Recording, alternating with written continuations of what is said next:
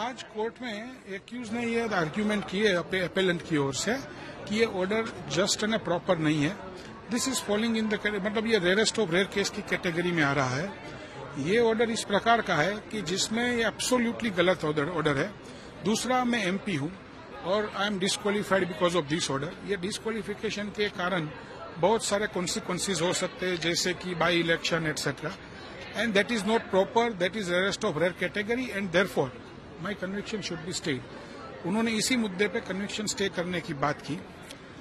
Then in reply we answered several things. Number one, that the law is that, जो कायदा है, जो law में प्रोविजन है, वो इस हिसाब से है कि जो कन्विक्शन स्टे करने की बात आती है, sentence is a different thing. Conviction जो स्टे करने की बात आती है तो रेयरेस्ट ऑफ रेयर केस में ही होता है, एक्सेप्शनल सर्कमस्टांसिस में होता है, and court should not evaluate the evidence in detail but primary view and prima facie if it is found कि ये सफिशिएंट है।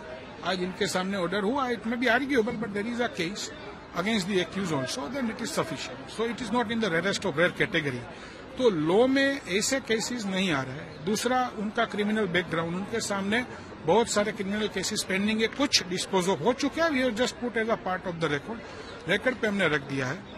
दूसरी बात यह थी कि उन्होंने जो एविडेंस रीड किया था उसमें 3 प्रकार के एविडेंस है। एक ओरल एविडेंस, मुंह जुबानी, जो जुबानी होती है किसी भी विटनेस की, उससे हमने ये साबित किया हुआ है। दूसरा, डॉक्यूमेंट्री एविडेंस, दस्तावेजी एविडेंस से पुरावा से ये साबित हुआ। तीसरा, इलेक्ट्रॉनिक्स एविडेंस। तीनों से हमने साबित किया है। एंड जो ऑर्डर है मैजिस्ट्रेट का, उसमें जहां जहां ये डिस्कशन है वो हमने पढ़ा, वो हमने दिखाया, और कोर्ट ने अभी वो सुन के ये जजमेंट पे रखा हुआ है। दूसरा, हमारा ये भी आर्ग्यूमेंट है कि वो एमपी है, he is leader of the president of the second largest party of the country, तो उनका कोई भी स्टेटमेंट है, उनका कोई बड़ी इफेक्ट हो सकती है पूरे देश में। दूसरा, उन्होंने कोर्ट के समक्ष after he was declare guilty, he has shown the arrogance, that is our submission। वो हमारा कहना है, कोर्ट माने ना माने वो अलग बात है।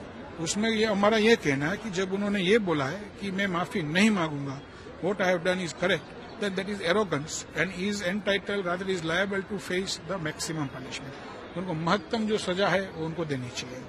ये हमारी आर्ग्यूमेंट थी। अभी सुनवाई हो चुकी है, कोर्ट ने सुनवाई ऑर्डर पे रखा हुआ है। क्या ऑर्डर का फैसला 20 तारीख को है, 20 अप्रैल।